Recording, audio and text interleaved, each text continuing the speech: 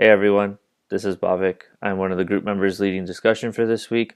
Before I get into the discussions, I do want to apologize in advance. My computer is very old, so if this video is laggy and it stops, I do apologize. But I am one of the group members leading discussion this week for fault lines and diversity. Out of the two readings that we had, the first one really resonated with me. The first one labeled Bridging Fault Lines in Diverse Teams. This one resonated with me the most because where I work, I'm considered a manager. So while I was reading this piece, it helped me kind of do a little bit more of a self realization as to how I am as a manager. And I really like the ideas and tips that it had as far as leading diverse teams and how to have a successful team come around, especially if you have people that come from diverse backgrounds. Um, One of the things that I really liked that I liked while reading this was that the managers should focus from an early stage on the ideas that they want and tasks that they want to do versus trying to start off with interpersonal relationships.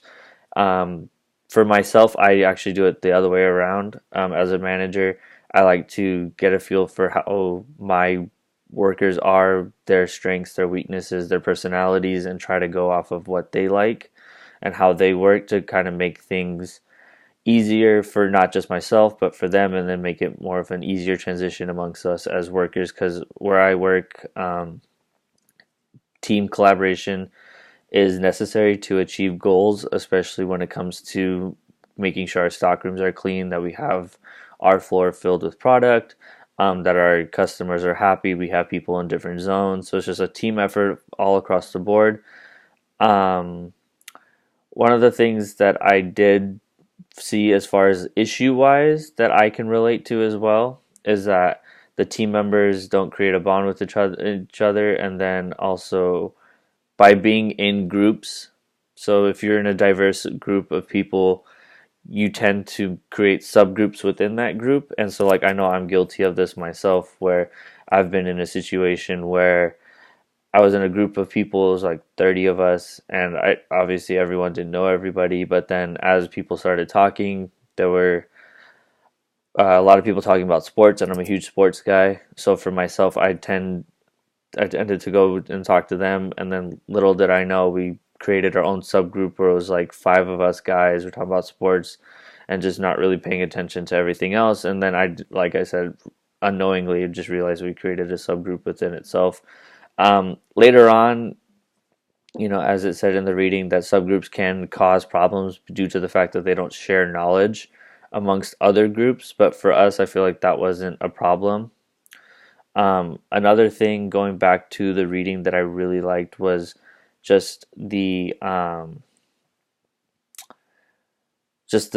deep level attributes that come into play with team development. So me as a leader, I'm more of the relationship orientation type, where, like I said before, I do like to create a relationship with my coworkers and people that are working for me, underneath me, just because I don't want to come across as someone that is just only worried about the task and it needs to be done and like hard headed, because that's definitely not who I am. I like to be more of a personal person. I like to relate to a lot of people. I like to have others feel comfortable coming to me if they have any issues. So we have that form of communication and that openness, and not just with me, but everybody else that we work with. But also going through the reading, I also like the path number 4, which was the relationship orientation, and then switching to task orientations. So basically, the leader gets everyone to like have a feel trust amongst each other. Get everyone acclimated with one another, make sure everyone feels comfortable, everyone's okay, that the awkwardness has left, and then get right into the tasks of things that need to be accomplished. So for me as a manager for where I work, I make sure that once everyone comes in, when we have that 30-minute overlap, that the people that are leaving for the day are prepared to, one, they can help fill the floor, two, go in the back and make sure things are cleaned up in the back from whenever they were there for their shift, because there's times where some shifts are a lot more hectic than others. Um, then I also try to create different projects during the day as well, just because I feel like in retail, you have your spurts when you're busy, when you're not busy. So that was something that I try to do, and I really enjoyed from this reading because it helped me do a lot of self realization as a leader that I could do better as far as when it comes to task orientation.